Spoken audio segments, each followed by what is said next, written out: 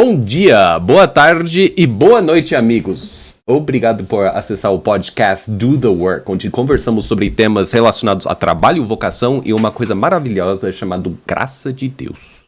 Eu tenho o prazer e o privilégio, nesse 8º episódio, de dar as boas-vindas ao meu amigo Sasha, pastor Sasha Mendes. Obrigado, Sasha, por estar aqui conosco. De nada. Cara, eu falei, ô Virlão, o Sasha, na verdade, foi o primeiro convidado para o podcast.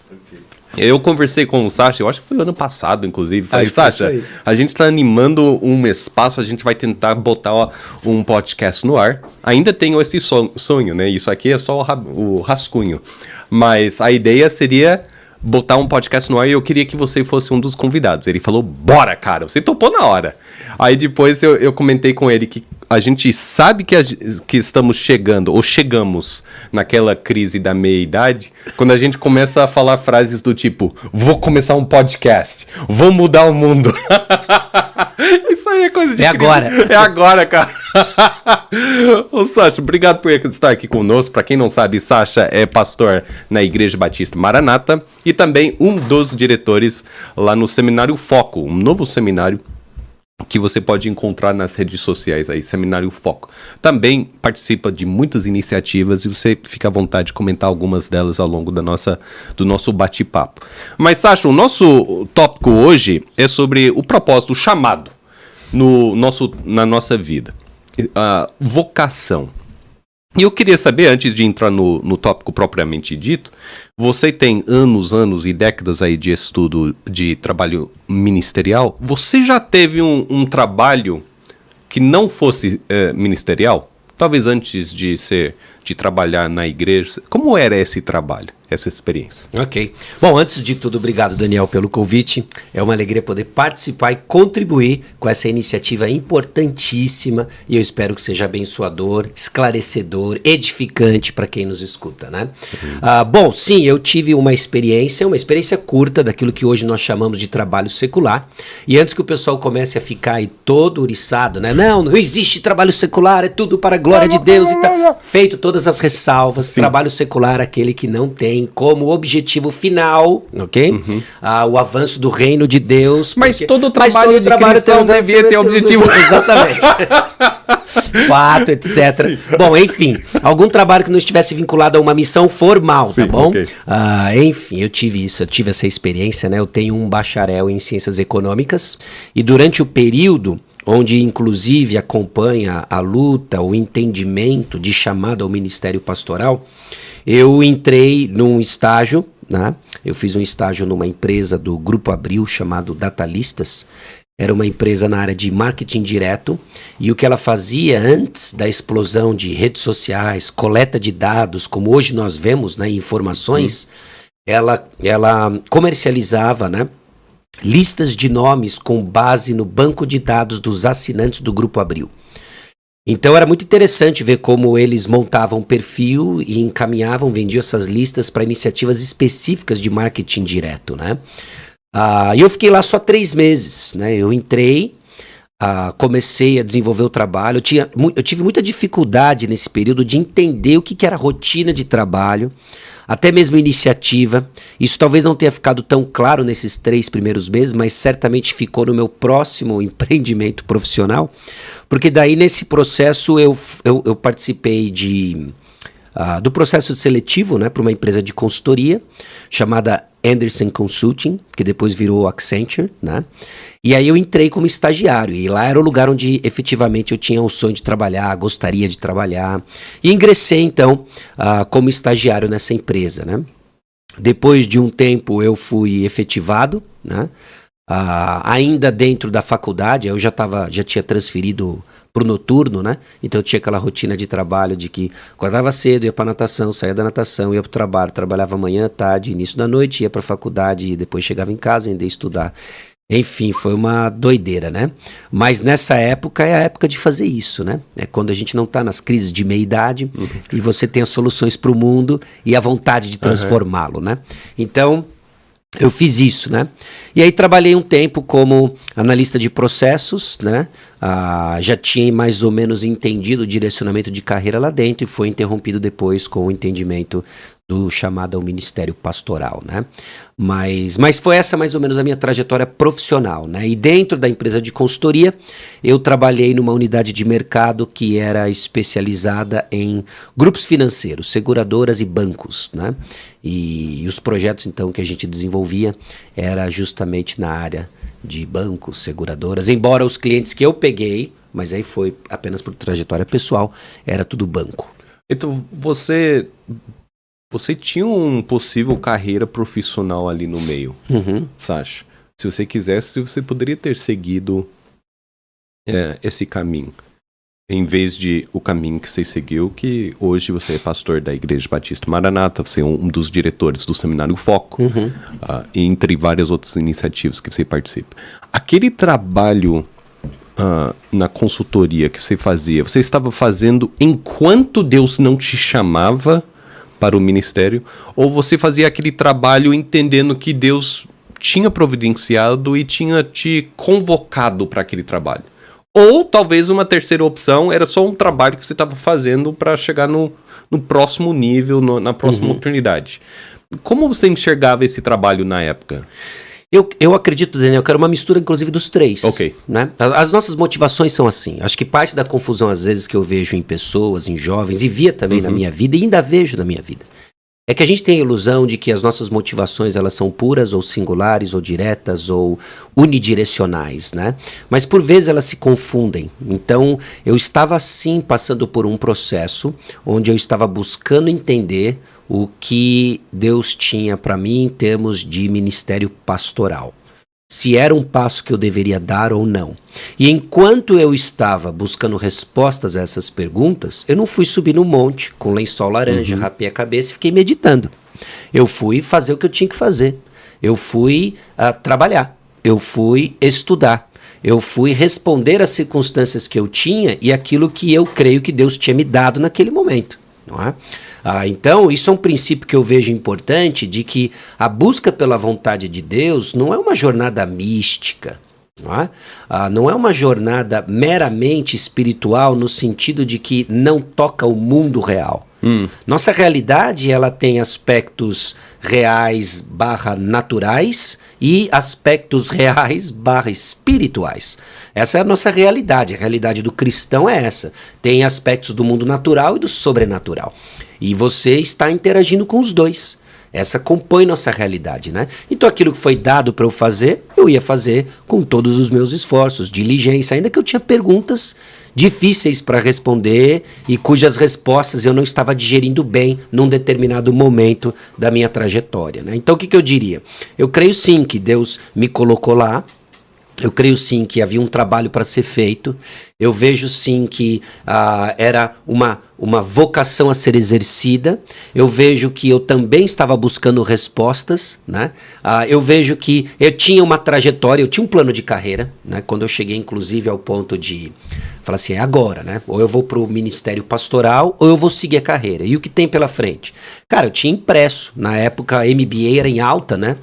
Hoje ainda tem um pouco disso, eu tô meio fora do negócio, mas na época era um negócio assim, cara, você tinha que fazer e aquilo te carimbava para um sucesso e, enfim, de vários níveis, né? Profissional, financeiro e etc. Então eu tinha impresso, né, manuais da escola de Wharton, Harvard, e eu não estava assim, e aí de novo, né, não era uma... E eu digo isso porque eu entendia que o ingresso numa escola como essa era um projeto em si. Era algo assim, imprimir isso aqui, estudar isso aqui, os requisitos, o que eu preciso fazer, montar um plano de 1, 2 anos para ingressar num programa como esse, né? Que era caro, aí tinha uma série de outras coisas que você tem que levantar, pensar como é que você vai financiar isso, né? Tem que passar numa série de testes, na época que eu me lembro era o TOEFL, GMAT, etc, né? Então como é que você se posiciona para fazer isso, né? Então esse era um caminho. O outro é, puxa, e aí, esse negócio de ministério pastoral, né? O que eu faço com isso agora, né? E aí tinha uma série de dramas pessoais envolvidos, né? De motivações, né? Os medos que eu tinha, na verdade, revelavam motivações que precisavam ser purificadas, né? Qual era o medo? cara, eu sei como é que é a vida de um pastor aqui no Brasil. Você começa a olhar e você fala assim, e agora, né? Quem poderá prover para mim, né? E aí você começa a ter um entendimento, você começa a aplicar as verdades teológicas, bíblicas na realidade e fala assim, puxa, na verdade o sustento vai vir de onde sempre vem, né? Do Senhor. Às vezes Deus usa a força de trabalho, num trabalho secular, às vezes Deus usa a instrumentalidade de uma igreja, às vezes Deus usa mantenedores, mas tudo vem do Senhor, né? E quando eu fui entendendo isso, eu vi que tinha muito orgulho envolvido, né? Eu vi que tinha medo, eu vi que tinha cobiça, né? Eu quero ter coisas, e um coração descontente, talvez, né? E nada assim, estereotipado, né? Às vezes eu brinco com o pessoal, lembra do Zé Corubu, do Pica-Pau, né? Ou o Coiote, iates, mulheres, carros, né? E a gente acha que avarento é só isso, né? Não é, né? A avareza não é uma questão se você tem ou não, mas como ela se manifesta na sua vida. E às vezes é com descontentamento, às vezes é buscas e prioridades equivocadas que vão sendo traduzidas em passos na sua caminhada, né? E aí chegou nesse momento, né? Eu me formei. E aí teve toda uma história, né, por trás, porque durante toda a faculdade, né, eu acho que a gente vai acabar falando mais sobre isso também, como se compôs o chamado, né, porque eu vejo que tem dois, eu não sei se a gente já pode adiantar esse já assunto. Toca no, então, já beleza, pode entrar. Então vamos pro assunto, né. E aí eu vejo assim, em termos de chamado pastoral, e tem as suas semelhanças e singularidades com o que quem está nos ouvindo, né, entende como direcionamento de vida, né. E dois aspectos importantes que eu vejo que compõem o chamado ao ministério pastoral é o desejo pessoal e o reconhecimento do corpo de Cristo.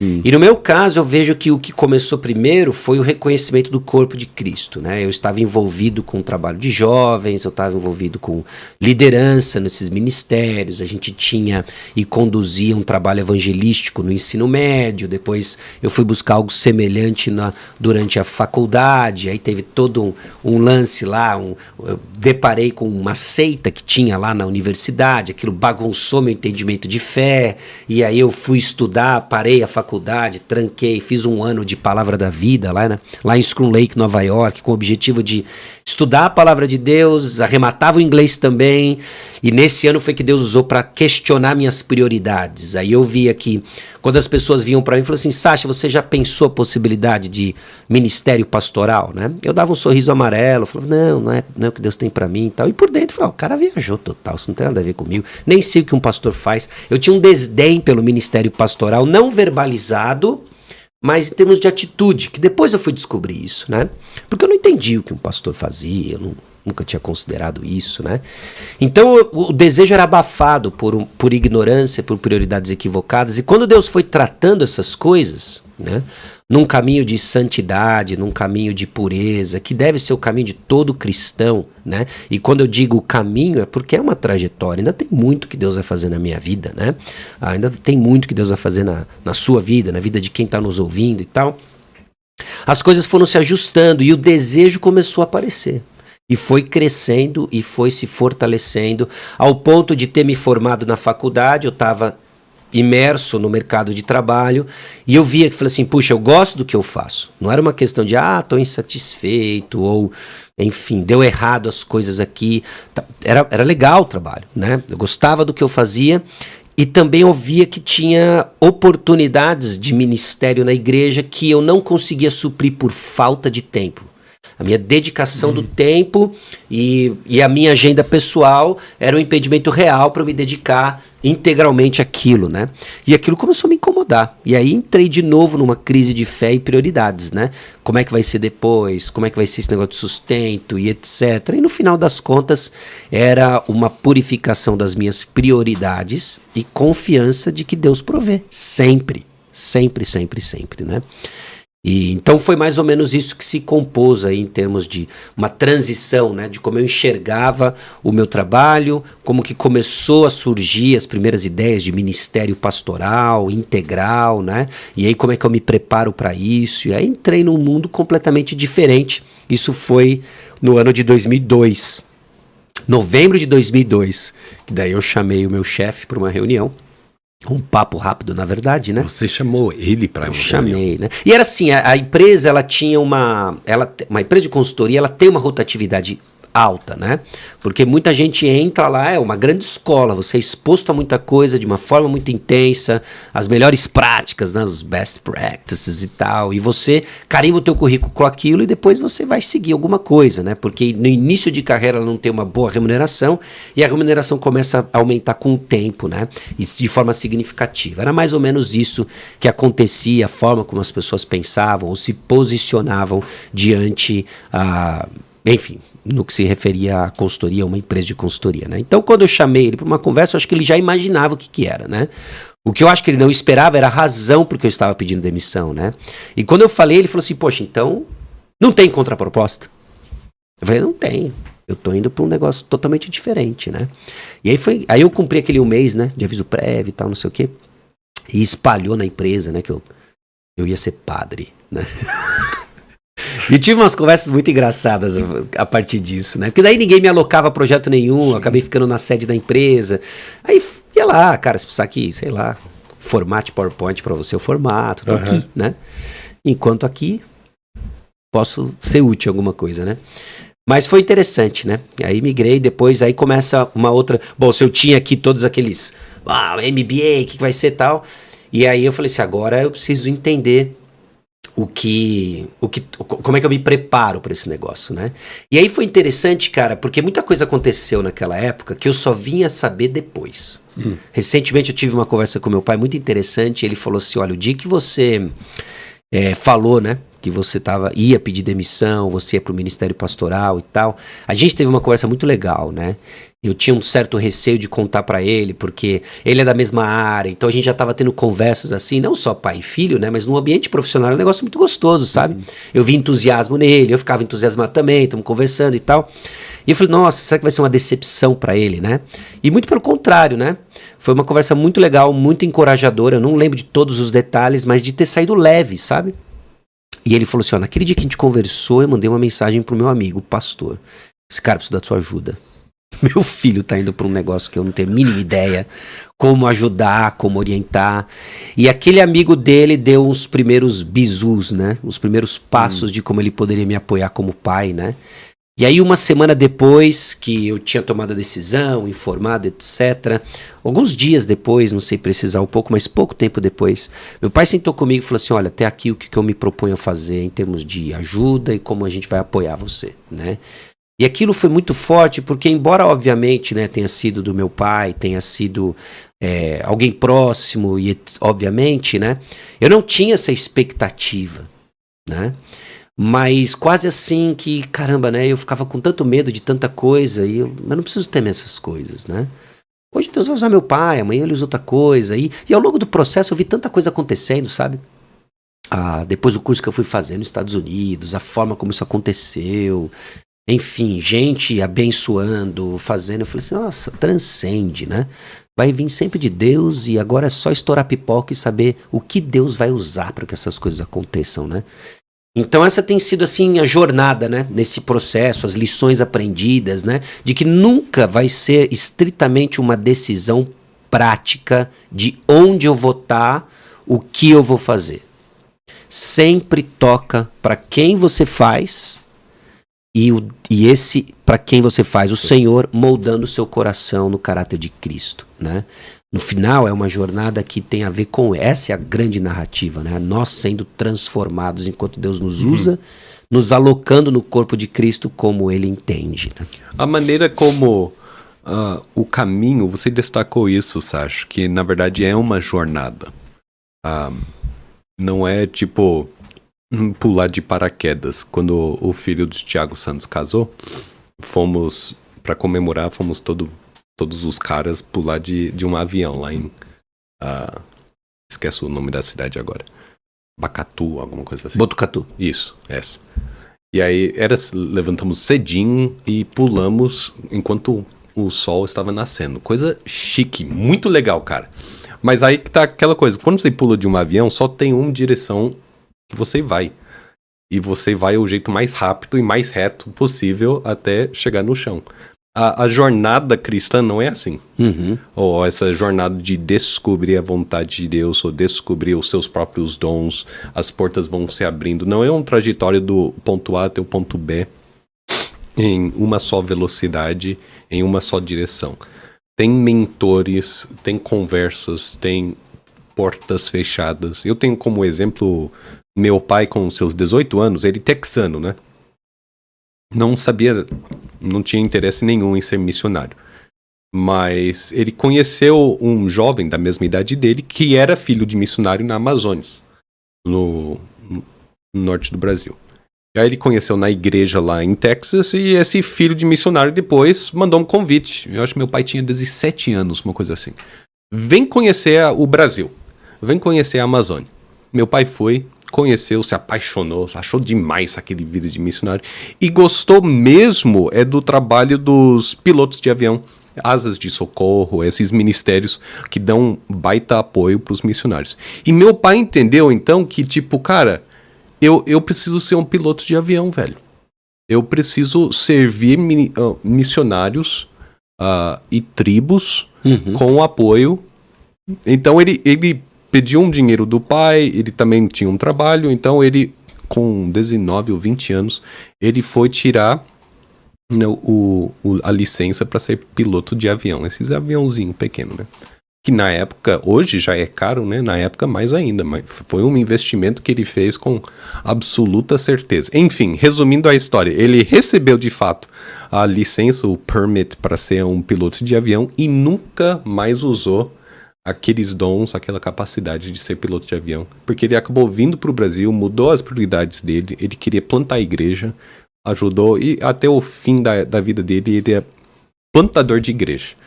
Ou seja, todo aquele investimento, todo aquele esforço, todo aquele empenho para ser um piloto de avião, para depois nunca mais, né, pilotar, era um desperdício? Porque aquilo acabou não ocorrendo de acordo com o que ele achava naquela época, né? Não podemos usar a palavra de desperdício. Porque enquanto ele estava tentando servir a Deus, se preparar para o ministério que ele tinha em mente, Deus estava preparando ele para o ministério que Deus tinha em mente, né? Podemos dizer assim, não há desperdício nesse momento de busca, de procura. Não é tempo desperdiçado, é tempo útil. Enquanto nós mantemos aquele foco que você destacou de saber a quem nós servimos, para quem nós fazemos aquele trabalho. Sim, eu concordo com você, né? E até, como é que eu tenho enxergado isso, né?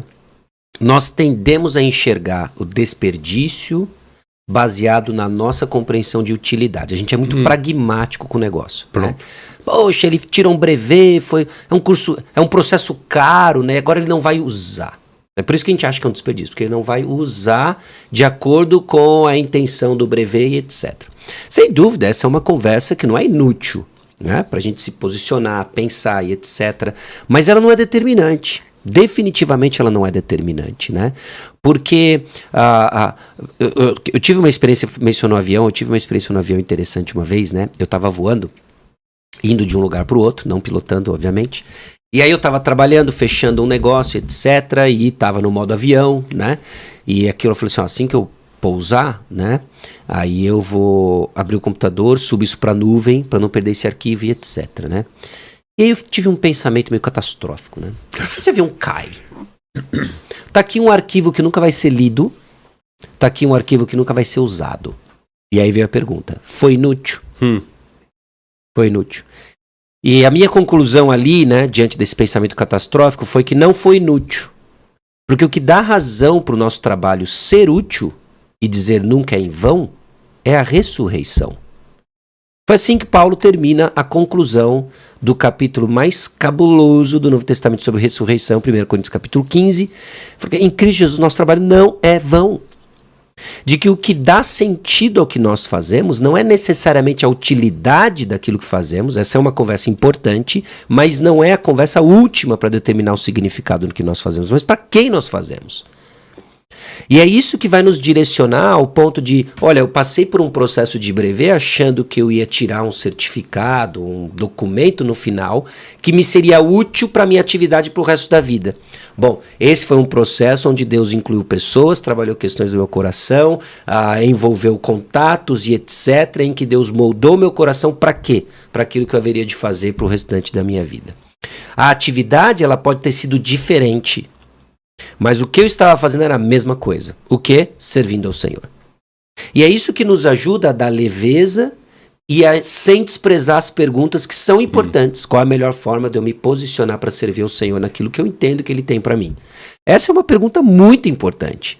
Só que ela não é num desespero, não é num peso, não é na desorientação, porque eu tenho respostas suficientes que me guiam no processo. Eu vou fazer para o Senhor.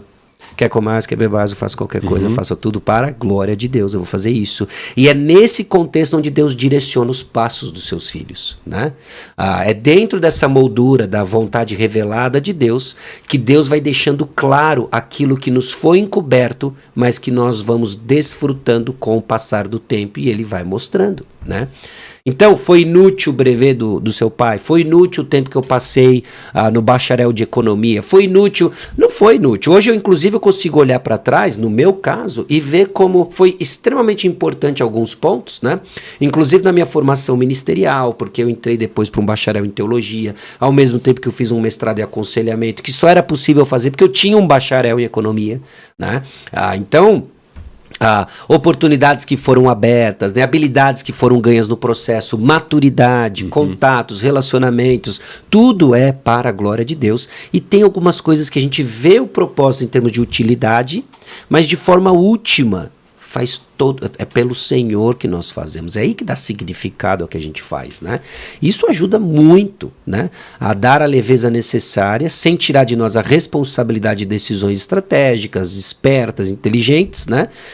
Dado quão limitado nós somos das informações, né?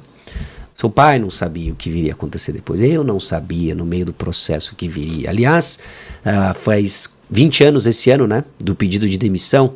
E eu acho que é seguro dizer se há 25 anos atrás Deus me mostrasse uma imagem de que hoje eu estaria aqui gravando com você um podcast, falando sobre isso, quem eu sou, pastor hoje e tal, eu ia pular da primeira janela. Eu também, eu ia junto. eu não tinha condição de receber isso, né? Por isso que Deus não me mostrou. Uma das razões porque Deus não me mostrou, né? Por quê? Porque no processo Ele está nos amadurecendo para isso.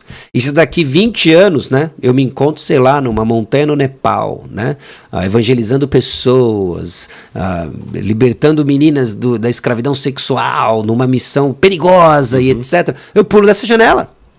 Mas para que isso aconteça, se é que o Senhor tem isso para mim lá na frente, né? Em parceria com o Ministério Gardner, né? Patrocinado pelo Podcast Gardner, né? Se é isso que o Senhor tem para nós, Ele vai mostrando aos poucos, né? Sim. Porque a gente não tem estrutura para receber tudo de uma vez. Mas a sensação que dá, Sasha, na nossa cabeça é que eu estou sendo maduro, eu estou experimentando maturidade, querendo saber exatamente o que Deus quer para minha vida agora. Né? Da mesma forma, tipo, nos relacionamentos, eu não quero casar errado, com a pessoa errada. Então, eu preciso que Deus revele. Então, eu vou ter toda essa crise, essa luta, essa ansiedade profunda para descobrir quem é essa pessoa. E aí, no meio profissional, às vezes tem isso também. Tipo, eu preciso achar o trabalho perfeito que combina comigo. E essa ansiedade, esse quase que mal-estar, ele não dá uma sensação de que, tipo, eu tô errado. Pro jovem, eu lembro das minhas crises profissionais. E a sensação que eu tinha era que, cara, é por amor a Deus que eu tô passando por essa crise. Eu estou sendo um cristão maduro.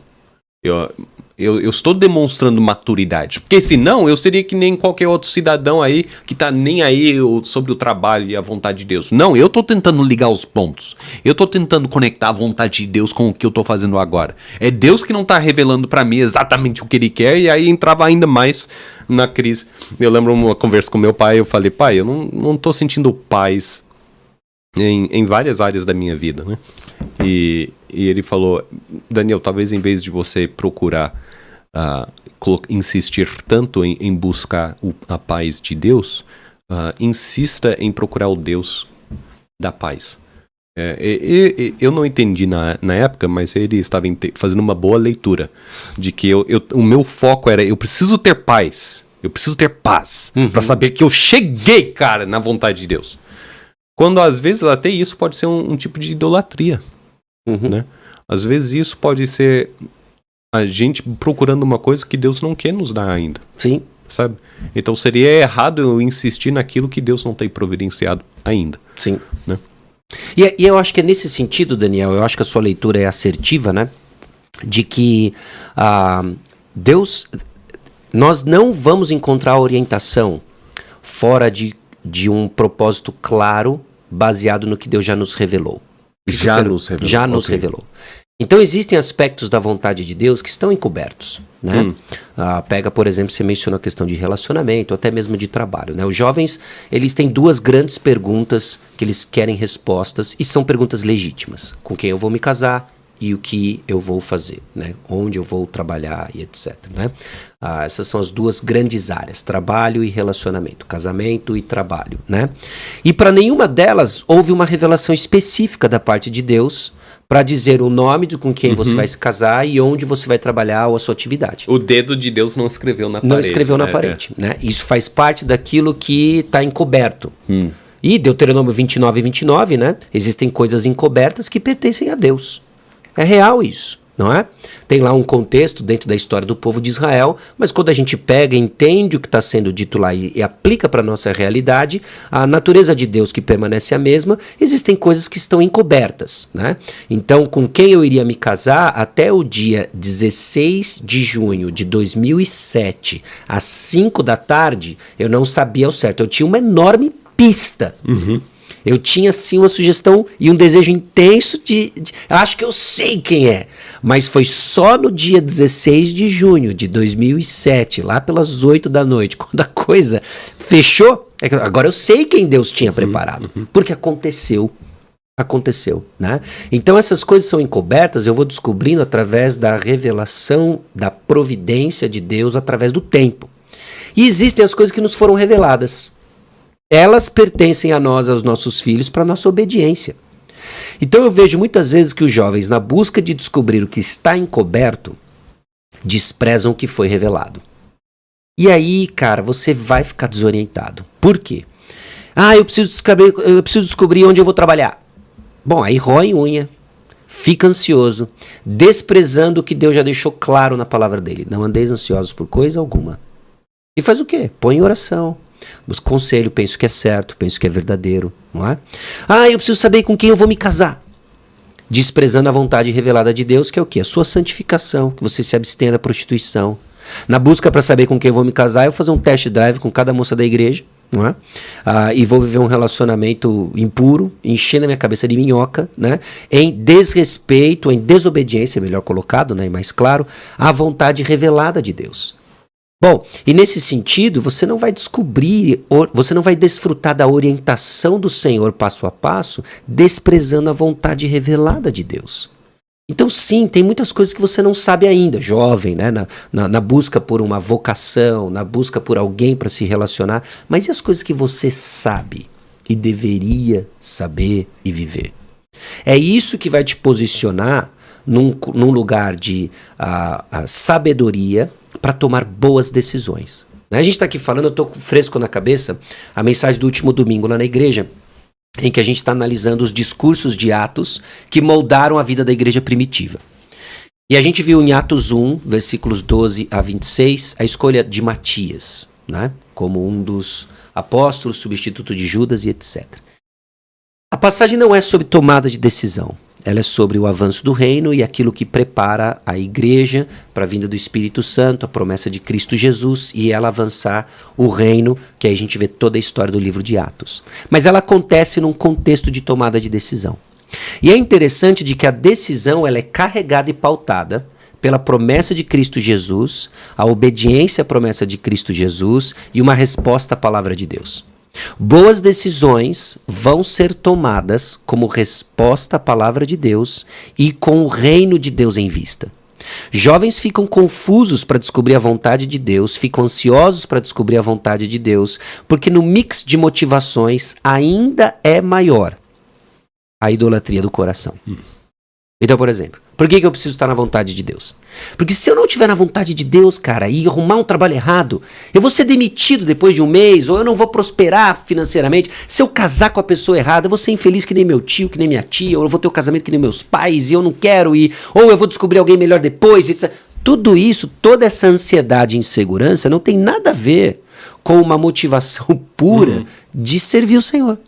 Tem a ver com o medo de perder aquilo que eu quero e acredito que vai me deixar feliz e com significado. E aí a gente vê a idolatria do nosso coração que nos cega, né? E as nossas ansiedades estão revelando isso. De que o anseio por servir a Deus não vai ser traduzido por ansiedade pecaminosa. Como assim? Como assim? Aqueles que estão servindo ao Senhor e foram até Jesus Cristo estão aprendendo dele com um coração manso e tranquilo, humilde, né? São como uma criança desmamada nos braços de uma mãe, esperando, né? Salmo 131, né? Então eles têm uma postura diferente. Você tem que aprender a fazer a leitura de que a maneira como você está reagindo a perguntas legítimas, se são pecaminosas, se começam a nos colocar numa atitude que não é esperado daqueles que estão num caminho de sabedoria e segurança, de entender o que está me regendo é outra coisa, se eu mostro as minhas motivações, porque eu não sei com relação a você ou quem nos ouvir, né? Mas por vezes eu sou cego às minhas motivações, lógico que a gente é, né? E essas circunstâncias revelam, nos dando a oportunidade de crescer naquilo que o Senhor disse claramente que vai fazer. Transformar os filhos dele à imagem de Cristo Jesus. É isso que ele está fazendo. Então, nós já sabemos qual o objetivo final de Deus. Exato. Talvez não sabemos exatamente quais portas ele vai abrir e fechar para nós chegarmos até lá, mas sabemos onde acaba o resultado do jogo quando acaba lá no final. Mas e agora, princípios para não descobrir a vocação, mas desenvolver a vocação.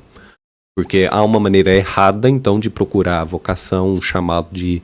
Mas há uma maneira certa também. E você passou por um processo onde você também estava incerto, mas você chegou a certas conclusões. Como é que você chegou a essas certas conclusões? Ou melhor, como é que você aconselharia o nosso ouvinte? Se ele está pensando assim, cara, eu me sinto melhor num tipo de trabalho que é mais ministerial. Eu também me preocupo com o que eu vou ganhar, pagar as contas, mas eu queria fazer um trabalho mais no ministerial mesmo, dentro da igreja, apoiando o povo de Deus. O povo da minha igreja talvez não me vê assim, mas eu sinto uma profunda vontade de servi-los. Eu queria que o povo da igreja também sentisse essa vontade que eu tenho para servi-los. Qual conselho você daria para essa pessoa? Porque ela está com aquela vontade profunda, aquele desejo, ela quer servir a Deus. Quais seriam os próximos passos que você aconselharia? Sim. Antes de tudo, né, eu diria que essa é uma pergunta legítima, de um desejo legítimo e até certo ponto, né, louvável. Eu quero servir ao Senhor, né? Eu estou aqui questionando as nossas motivações, mas por vezes nossas motivações são misturadas e aquilo que nós enxergamos que é bom precisa ser afirmado, precisa ser encorajado, né? Então eu diria, antes de tudo, jovem, eu fico muito feliz de saber que você quer servir ao Senhor. A grande questão é agora como você melhor irá servir ao Senhor e com fidelidade. Isso não vai acontecer fora da palavra de Deus, né? Então, nesse processo, o que eu diria para você em termos práticos, né? Antes de tudo, afirme o seu compromisso de conhecer a Deus. Conhecer a Deus. Provérbios 9:10 diz que o conhecimento do santo é prudência. Conhecer a Deus nunca vai ser encher a minha cabeça de informação teológica. Conhecer a Deus segundo a Escritura é receber, sim, informação teológica traduzida em estilo de vida. É o conhecimento de Deus segundo a piedade, diz Tito capítulo 1, versículo 1. Se o seu conhecimento de Deus é incapaz, né, de transformar o seu caráter, você tem bastante informação teológica, mas você não conhece a Deus como ele se revelou a nós. É esse saber que ensoberbece. que não está edificando, né? Então é rever aqui, né? Então eu quero conhecer a Deus, e conhecer a Deus vai transformar a minha vida, né? E isso vai colocar você num caminho de sabedoria e segurança para acessar os recursos espirituais, tanto na sua comunidade espiritual quanto na sua caminhada com o Senhor, que vai pautar os seus passos, dando a tranquilidade necessária, dando as crises necessárias, né, que você precisa para o seu crescimento. Então, conheça Deus, mas conheça Deus de verdade, né? Não estou sendo clichêsado aqui não, né? É verdade. Tem que conhecer a Deus nesse processo aí em que vai ser transformado num estilo de vida prudente. Dito isso, escute, né, o que a palavra de Deus diz sobre mordomia. E um princípio importante de mordomia, que é a maneira como você administra aquilo que Deus lhe confiou, é o seguinte: a maneira como você lida com os recursos, dons, talentos e tempo que o Senhor confiou a você diz muito sobre o que você pensa sobre Deus. Lá Mateus capítulo 25, né, quando a gente vê o Senhor entregando os talentos, entrega 5 para um, 2 para outro e 1 para outro, né? O que teve 5 trabalhou, virou 10. O que tinha 2 trabalhou, virou 4. E os 2 ouviram a mesmíssima coisa: servo bom e fiel, foste fiel no pouco, muito colocarei no gozo do meu reino. E o que tinha 1? A resposta dele é fascinante, né? Porque ele diz: olha, sabendo que o Senhor é exigente, que o Senhor é cruel e etc, eu enterrei. Não tinha, a gente ficou, que o cara desprezou um se é um, eu não quero. Talvez tinha esse elemento, mas o mais determinante era a visão que ele tinha de Deus, né? O que ele fez com aquilo que Deus confiou para ele, que o Senhor fez, confiou a ele, tinha a ver com a visão que ele tinha do Senhor. Então, o seu conhecimento de Deus está sendo revelado, o seu conhecimento real de Deus está sendo visto na maneira como você administra as oportunidades que Ele lhe deu. Então pare e pensa, quais são os relacionamentos que Deus lhe deu? Não dá, meus pais isso, meus irmãos aquilo, ou a minha igreja aquilo outro. Calma aí. Você escolheu os pais que você tem? Não. Resposta óbvia, não. Quem deu os pais que você tem? Deus. Não, mas você não entende, meus pais são difíceis. Não entendo, nem sei quem são. Mas eu sei quem sabe, e eu sei que ele colocou lá. Então ele quer que você faça algo com isso. Por mais difícil que seja. Por mais difícil que seja. Então como é que você tem reagido ao relacionamento com seus pais, etc. Diz muito sobre quem Deus é para você. Mesma coisa a sua igreja, mesma coisa o seu trabalho, mesma coisa as suas habilidades. Em vez de ficar invejando, eu não sou tão inteligente quanto fulano, não sou tão talentoso como ciclano. Lembra, o cara pegou 5 talentos e transformou em 10. O outro tinha 2 e transformou em 4. Ouviram a mesma coisa. A diferença de 10 para 4 é 6. Na nossa perspectiva, para o Senhor não faz diferença nenhuma, porque Ele é o dono de tudo e Ele é que nos capacita para fazer tudo. Então ele nos coloca num denominador comum de que aquele fulano que é um pouquinho mais inteligente, diante do Senhor soberano e dono de toda a inteligência, não tem diferença nenhuma. Nenhuma. A grandeza de Deus nos humilha e nivela todas essas coisas para que não haja diferença.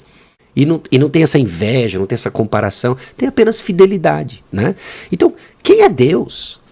E quem é Deus vai ser visto na maneira como você é mordomo dessas coisas, né? Então eu estou dando aqui uma moldura teológica / bíblica, né, para ajudar com passos práticos, né? E agora quero servir ao Senhor, ótimo. Senhor, fecha os olhos, eu quero te servir em nome de Jesus, amém. Abri os olhos. Precisa de alguém no berçário.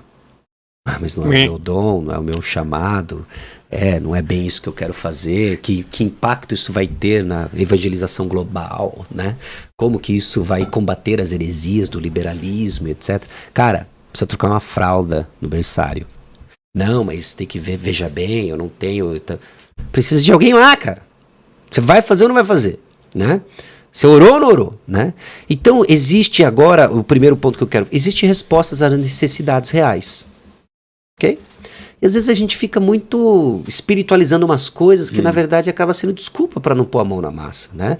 Poxa, existe isso aí, cara, vai fazer, né? E é nessa rota de serviço que Deus molda o nosso coração para aquilo que Ele está preparando, né? Que Ele tem as boas obras que Ele preparou de antemão lá na eternidade passada para que a gente faça. Quer servir no berçário da tua igreja, agora quer fazer o quê? Mudar o mundo como? Se você nem é mudado ainda, né? Ou surgiu a oportunidade de servir alguém aqui e ali, e é isso que vai começar agora a trabalhar no seu coração, a purificação das suas motivações. É isso que vai dar para a igreja que está lhe observando informações para afirmar ou não o seu chamado ministerial, vendo os dons e talentos que você tem. E isso a gente vai fazer sem medo. Por quê? Porque se Deus lhe fez mão, eu te garanto, você não quer ser pé. Certo? Porque andar de bananeira por muito tempo é insustentável. Então, se Deus te fez mão, cara, pô, glória a Deus por isso. Se Deus te fez pé, também, glória a Deus por isso, né? Você não quer ficar, enfim, coçando o nariz com o dedão do pé, né? E, enfim, então, o processo de descobrimento, todo mundo sai ganhando. Porque vai ficar claro para você. E nessa moldura em que você já entende quem Deus é, nessa moldura que você entende da rota de santificação, que Ele está trabalhando em você o caráter de Cristo, isso tudo elimina o peso, elimina a ansiedade do processo e de estar tranquilo sabendo quem Deus é. Quem Deus é, né? Isso, em particular, para mim, foi umas chaves que foram virando. Eu falei assim, olha, antes de eu ficar louco nesse processo aí, de onde eu vou estar, o que eu vou fazer, Deus está trabalhando em mim o caráter de Cristo. E a dor que eu sinto não é porque eu quero estar no lugar certo, é porque Deus está tirando ídolos do meu coração, que antes eu tinha como segurança, né? Ou como fonte de prazer e conforto e etc. E agora Deus está tirando essas coisas, né? E para me dar algo bem melhor. Bem melhor, o conhecimento de Cristo, né? E é isso que revigora a alma, é isso que nos faz descansar, e é isso que dá sentido às coisas que nós fazemos, né?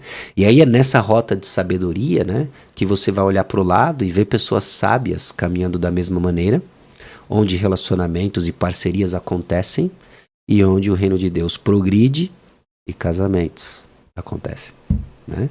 Casamentos no Senhor, né? Amém. Então, excelente. Sasha, a gente sempre pergunta se tem algum livro, talvez sobre esse temático. Ou pode ser um livro que você está lendo, você está curtindo muito, que você queira recomendar para o nosso ouvinte, que talvez ajude ele na vida cristã ou até a lidar talvez com essa crise de descobrir a vontade de Deus? Sim. Bom, antes de tudo, e de novo, não é clichê, não é etc, né? Eu tive uma experiência na faculdade em que caiu nas minhas mãos foi quando a NVI estava sendo traduzida e etc aqui no Brasil, né?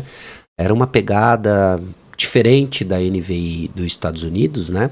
Conhecia alguns que faziam parte do comitê de tradução e etc. Aí caiu na minha mão o Novo Testamento, NVI. Tinha até uma capinha esquisita com uma bola na frente, etc. E eu peguei, falei, vou ler, né?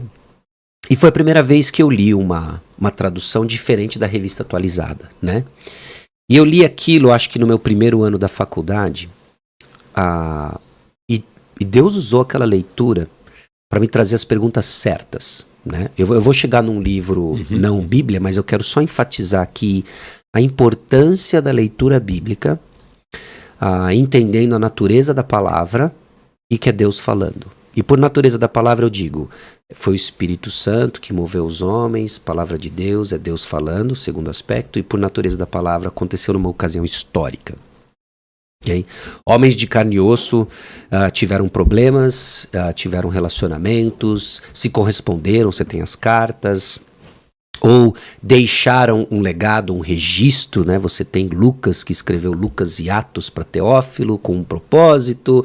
E quando a gente começa a entender isso, as conexões com a palavra de Deus começam a ficar mais óbvias, né? E começa a fazer sentido, porque os problemas se repetem. E aí a palavra de Deus está falando diretamente à minha situação. Isso foi extremamente significativo para que eu visse e aprendesse como homens de Deus lidavam com circunstâncias semelhantes à minha. Depois eu fiz mais uma leitura, né, entre outras, né, obviamente, do Novo Testamento, com perguntas na mente. O que faz um pastor? O que é o coração de um pastor? E comecei a fazer essas perguntas para as cartas de Paulo e vendo como ele se portava diante de tantas circunstâncias. Puxa, aquilo revigorou meu coração de um jeito, né? E vai direcionando, vai pautando. Em momentos de crise, eu lembro de ler o Salmo 119, eu falei assim, cara, esses caras passavam por coisas tão intensas e vou ser bem sincero, bem mais intensas do que eu estou passando, e se apegavam ao deleite da palavra de Deus. Então, eu diria antes de tudo, qualificando aqui, Bíblia, e você precisa estar imerso nisso, né? Em segundo lugar, em termos de vontade de Deus, né, foi libertador quando eu passei por eu estava numa das matérias do mestrado em aconselhamento bíblico, né, tinha uma matéria de problemas e procedimentos, e o professor lidou com os tópicos mais comuns, os problemas comuns no aconselhamento, e um deles, obviamente, tomada de decisão, né. E aí foi quando eu fui exposto a essa ideia da vontade de Deus encoberta, revelada, nossa responsabilidade diante de cada uma delas e tal. E aquilo começou a moldar para mim um caminho diferente, né? E aí eu fui vendo que eu não estava descobrindo a roda, né? De que aquilo já era um pensamento estruturado já de muito tempo, de séculos, né? De como a igreja vinha lidando com a questão da vontade de Deus e etc e tal.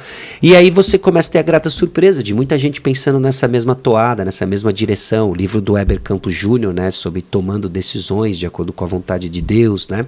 Tem essa mesma abordagem, né? Da sabedoria, levando em consideração, obviamente, a soberania de Deus e a nossa responsabilidade de decisões sábias, né?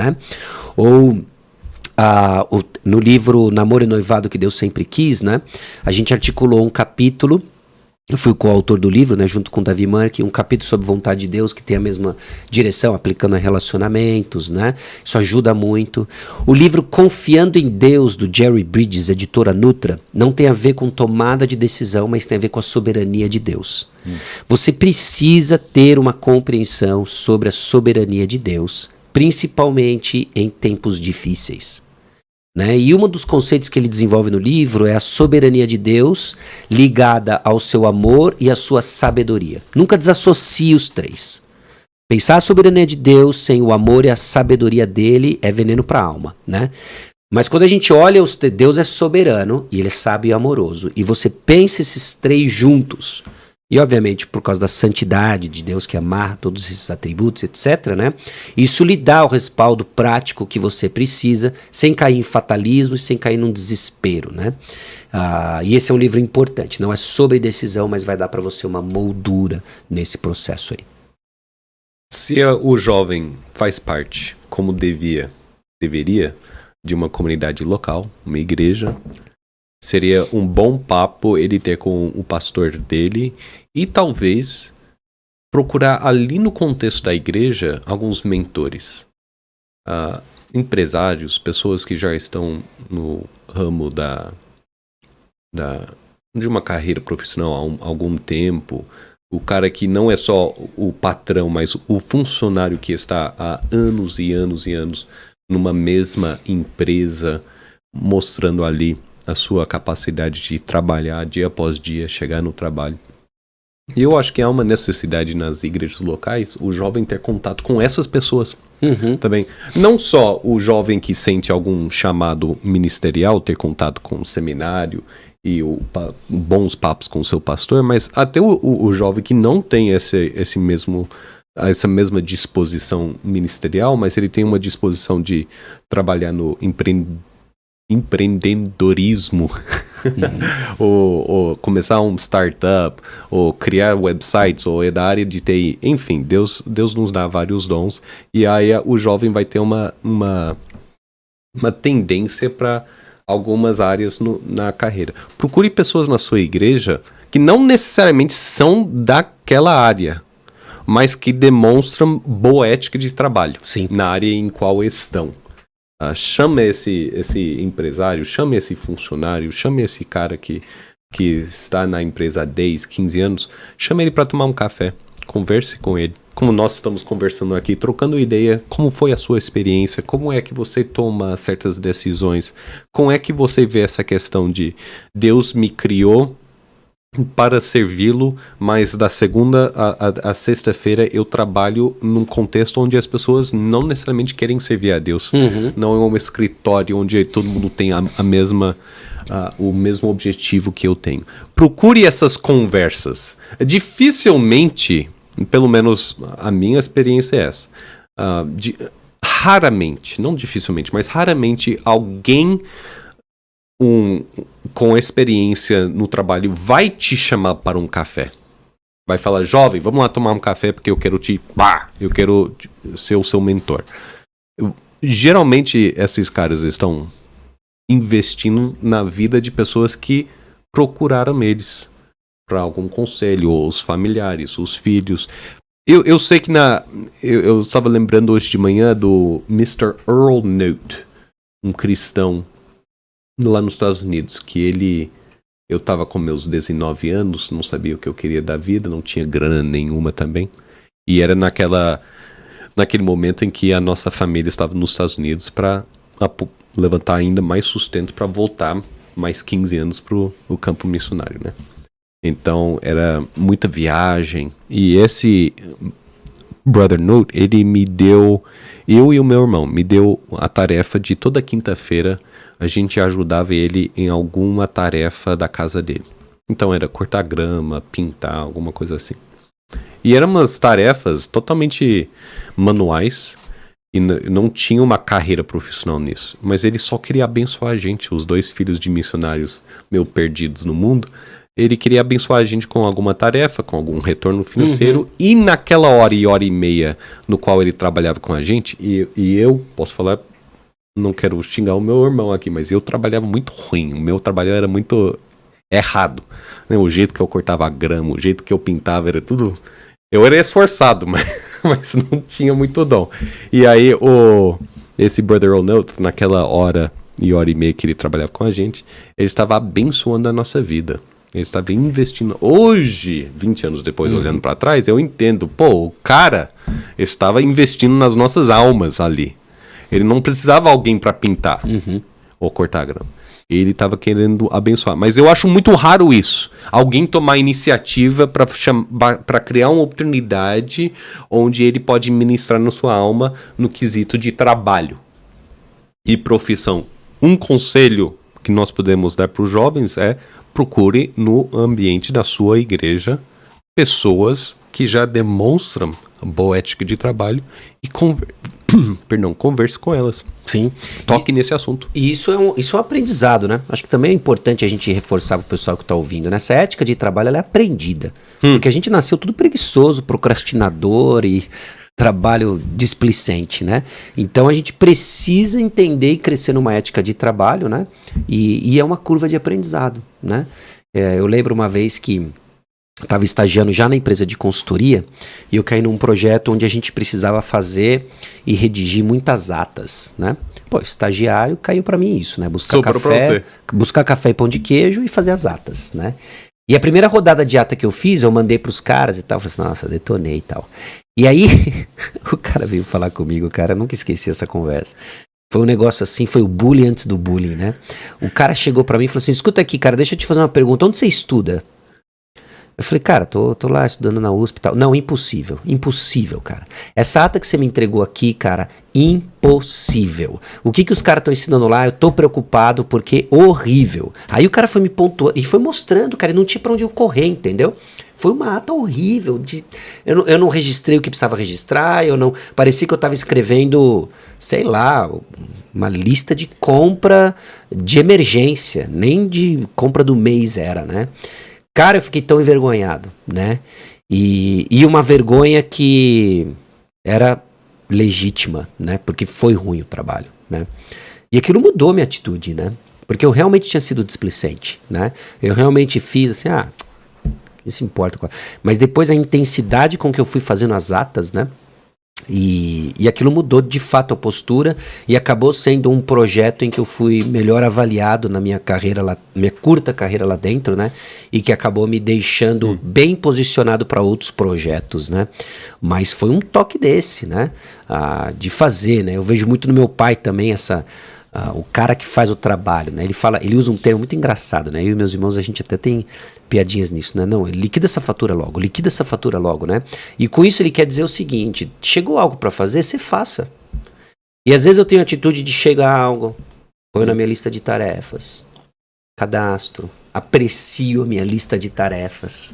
Acho o máximo que agora ela tá organizada, não é? Mas não faço, né? E a atitude dele sempre me confronta e me educa, né? De, cara, liquida essa fatura, faz o que tem que fazer e etc, etc, né? Porque é isso, né? Essa é uma atitude, essa é uma ética de trabalho que a gente vai forjando. E aí, numa perspectiva cristã, a gente sabe para quem faz e as atividades são coordenadas por um propósito maior, né? Isso vai nos colocando no rumo aí. Importantíssimo. Sasha, se o nosso ouvinte quiser conversar com você sobre esse assunto e outros assuntos, qual o melhor canal para isso? Instagram? Eu tenho o Instagram, @SashaMendes, né? Também o canal do YouTube, Sasha Mendes. Alguns conteúdos no Spotify, Deezer, Sasha Mendes. Mas eu acho que tanto o YouTube quanto o Instagram são os veículos de comunicação de duas vias, né? Onde eu consigo ler as mensagens e etc, né? Bom, eu não... Quanto tempo nós estamos caminhando? Já aqui. foi mais de 1 hora, cara. Você acredita? Já foi? Parece que sim. O tempo voou aqui, ô Sasha. Que isso? Manda, pode falar. Bom, o que eu tenho aqui, né? A gente acabou eu mostrei pra você, acabei nem colocando, né? Caiu nas minhas mãos um tempo atrás o estudo do seu chamado, né? São 3 páginas rápidas com alguns princípios e perguntas. Que, por exemplo, né, para você entender seu chamado, sua vocação, tem 5 grupos de perguntas exploradas aqui que lhe ajuda muito nesse processo. Quais são seus dons? Qual a sua experiência de vida? Como tem sido o seu crescimento? Em que áreas de atuação você é bem sucedido? E por último, o que você gosta de fazer, né? São perguntas para você considerar. Eu posso te mandar depois isso daqui num PDF, eu não sei como você poderia disponibilizar. Eu vou disponibilizar para quem está ouvindo. Entra depois no site dothework.com.br, um site que não está pronto, mas eu vou achar um jeito de colocar esse PDF lá para você imprimir e baixar. Vai ser demais, Sasha. Muito bom. E aí a gente espera que isso venha orientar, direcionar você, né? Você que está nos ouvindo, para buscar isso, né? Porque são perguntas importantes. Isso que a gente está conversando aqui importa. E mais importante ainda é você conhecer o Deus que é a resposta final para essas coisas, né? Sasha, muito obrigado, cara. Legal. Deus te abençoe. Você também. Excelente iniciativa. Bora trabalhar para a glória de Deus. Do the work.